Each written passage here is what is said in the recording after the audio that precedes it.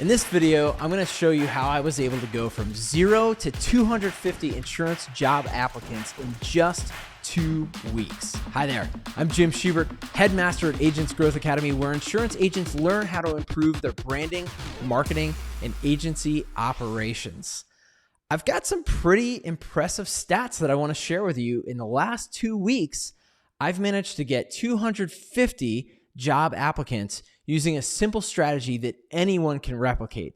So if you're interested in hiring faster in your insurance agency, or you just want some tips on how to find qualified insurance talent, then stick around because this video is for you.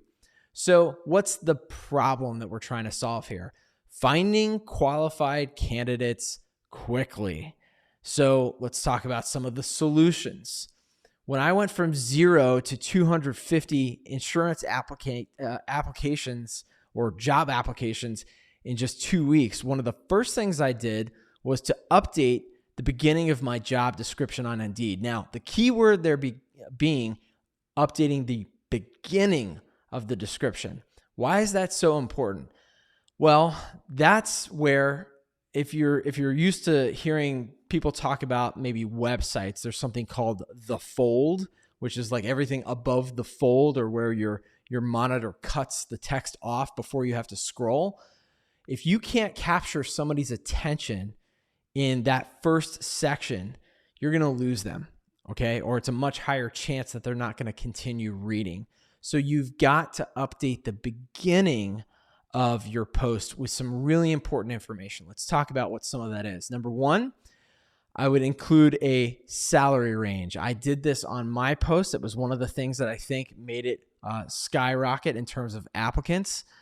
Now, I know this is kind of a sore subject for some people. Some people don't want to put a salary or even a salary range because they're fearful that their existing staff are going to end up seeing that range, and maybe they're not currently paying that to their existing staff. Now, I hate to tell you that, but that's kind of a you problem. Now, I've been in this boat before, so don't worry. I'm not calling you out and telling you you're terrible. It is a leap of faith that you have to take. You have to be comfortable that you are compensating your own staff appropriately.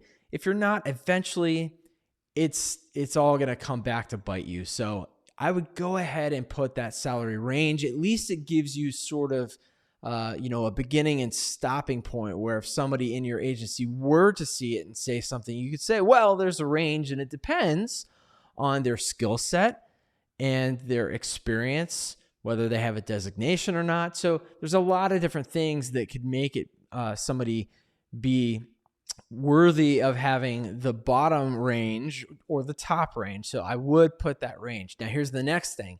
Anything you put up in this section and really throughout the whole post, format it with bullet points and bold text and capitalized text for some things. So for instance, if you have that range for salary, put that in bold capitalized text at the beginning. Why? Because we as humans are skimming. Let's talk about email for a second. When you send an email, maybe you're like me. I love to craft a well-worded email, and sometimes I think I am the bomb, and I just type and type and type and type.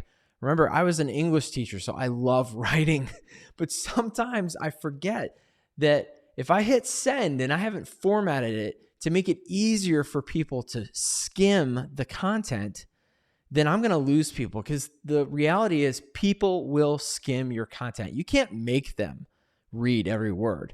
And we are so time starved and attention starved in terms of like having our attention everywhere these days. You have got to make it easier for people. So bullet points, bold text, capitalized text, anything that's going to make it stand out and make it easier for them to read. Finally, in this section, before I move on to the other points, is you want to humanize the listing. Now, what do I mean by that? Speak in your own language as if you were talking to somebody that was right in front of you. Folks, I'm having a conversation right now with a camera, right? If I can have a conversation with a camera and make it sound like I'm actually talking to you because I want to imagine that I have someone in front of me talking to them, take that same thought and apply that to your job listing and the language that you use. I'll give you an example. We had a commercial inside sales position. And when I listed it towards the top, again, I said, we have more small commercial leads than we can shake a stick at. And we need somebody to help us take on the extra leads that are coming in, and so that you have an opportunity to grow your own book of business and we can grow the agency's book of business together, right? How much more conversational is that than, this person in the commercial inside sales position will do yada, yada, yada. Now, you can still say those things, but again, at the beginning of your listing, make sure that you're having kind of a conversation with people. By the way, any of the tips that I'm talking about right now, if you like this, you can find more great tips like these in the Agency Guide to Filling Your Talent Pipeline. And you can download it for free right now at agentsgrowthacademy.com/talent pipeline. I'll put a link to that if you're watching this on a video or in the show notes of the podcast. So the next thing I did when I went from 0 to 250 applicants in just 2 weeks is I posted it as a remote position. Now, again, I know this is kind of a controversial thing right now, but if you're not fully embracing work from anywhere, my friends, I'm sorry to be the bearer of bad news, but you will be left behind eventually. If you haven't figured out already what the pandemic has done from a jobs perspective, those who are not at least offering the ability for people to work from anywhere are absolutely being given second look, third look, fourth look down the line. Like, they're not being given the first look, right? So you need to put something in there about it being a remote position. Now, if you want it to be in person as well, or, have the choice, what I've done is, again, bold in all caps, I've put remote or in person at the top of the listing so that I can capture people who are interested in both. I can do a whole other video on the benefits of having a remote, not a full remote workforce, but at least embracing the idea of work from anywhere. So what did I do as one of the last things to make sure that this job listing performed well? And it did, as you heard at the beginning. I sponsored it, which means I paid to have it advertised on Indeed. Now, again, I know a lot of what I said today is kind of controversial. I know a lot of you may be moaning and rolling your eyes saying, oh, come on, I don't want to spend money. Folks, let me ask you this. How much have you spent on recruiters in the past 12 months? If you've used recruiters, go calculate that right now. Go calculate how much you've spent hiring each person. Now, I'm not talking about hiring inferior quality talent. I'm talking about hiring highly qualified, licensed insurance talent out of these 0 to 250 that I went to 250. And I narrowed it down to about 50 people, by the way, out of those that were highly qualified. For somebody like that, I would have to pay on average in my job market where I am about $10,000.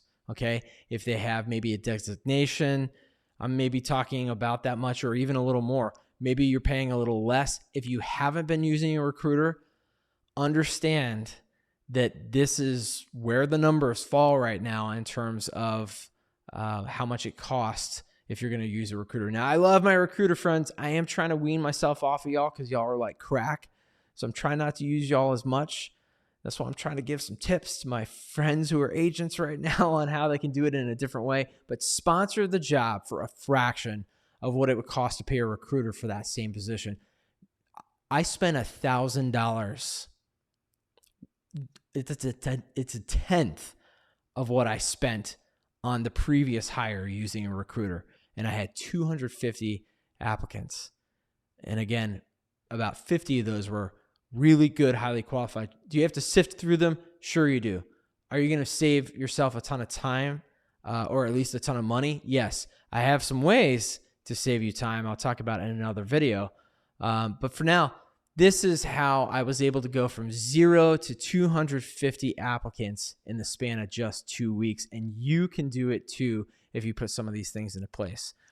Again, if you want to go to agentsgrowthacademy.com/talent pipeline, you can get more great tips like this. Folks, if you liked this episode, I would love it if you would let me know wherever you're consuming this, whether it's Apple Podcasts, write me a quick review. Let me know what you think.